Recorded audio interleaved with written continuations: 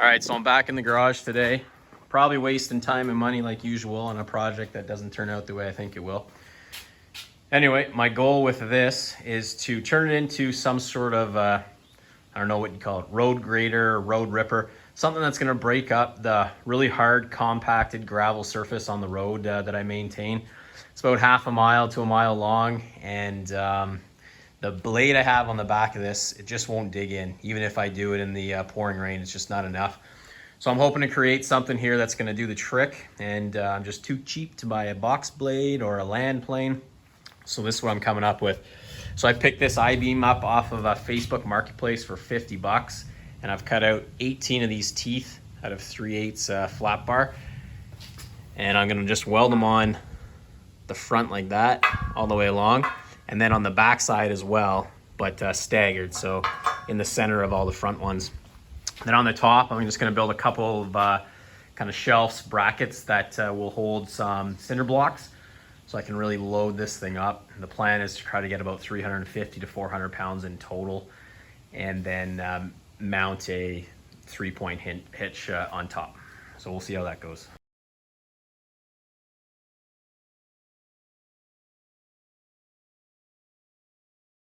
Using these little 9-degree magnets to hold it in place while I tack it down, and lining it up with a speed square, carpenter square, framing square, whatever the hell it's called.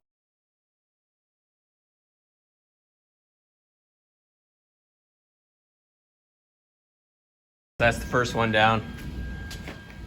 Don't get too close to my welds so you guys don't rip me apart. Phase 1 of the road ripper is complete. It's actually starting to look kind of mean.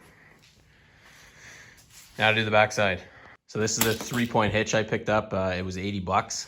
And in the pictures, it didn't look this big. I think it's for like a class 2 or something. But it looks like it's gonna work. It's gonna be nice and heavy, which is better for what I need anyways. Okay, so this is the only way I could make this 3-point hitch work. I'm gonna weld it on like that. That way I leave that trough in the center to load it up with some weight.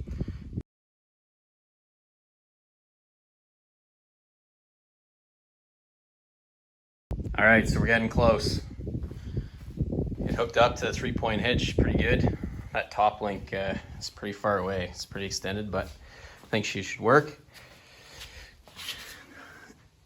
And so what I got left to do is make some brackets to tie in from there down to the back of it, like that. So the road ripper is complete. I was gonna put a bracket down on an angle here, but I wanted to be able to slide cinder blocks all the way through there, so I scrapped the idea. Just added a quick piece of angle iron here, and it's welded all over the place. I don't think it's going anywhere. So it's all prepped the best I can. All I did was hit it with a cupped wire brush just to knock the loose rust off, and I'm gonna basically give it a bath and paint thinner to get anything else off. And then I'm using this product here. It's a polyurethane, and it's pretty expensive stuff. I used it on that homemade trailer out there, and it's held up really well. And it can go directly against rust.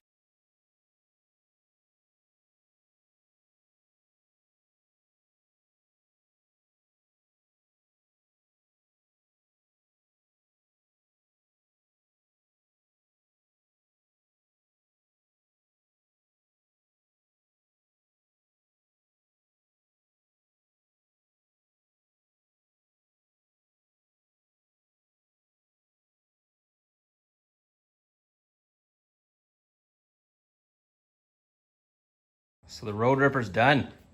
Just gotta let that dry, hook her up, give her a test.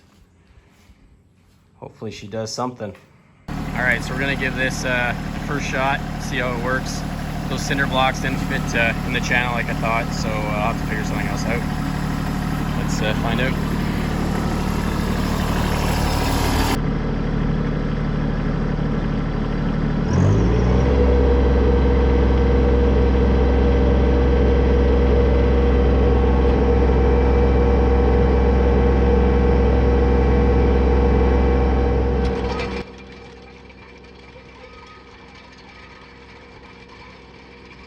So this actually did work pretty well. It might not look like it in the video. That gravel road is extremely hard. You can hear those teeth scraping over it like it's concrete. But after a couple passes, it did dig in, and it gave me lots of material to pull forward with the blade after I switched it out to the blade, and fill in some of the potholes. If I could add about 3 more cinder blocks and make them so all 6 of them are secure, I think that would probably do the trick really well, and wait for a wetter, rainier day when the gravel road is a lot softer than it was today. So I think I have about $150 into this homemade implement, and in my opinion, it's worth it. All right, so that's it. It worked pretty well. I was waiting for a rainy day. It would have worked a lot better. Oh man, look at how bad those teeth grinded down. Oh, that's not gonna last long. What I'm gonna do if these get down too far, I'm gonna buy some proper, I don't know what you call it, really strong steel, and weld them on the front. That'll can take the wear.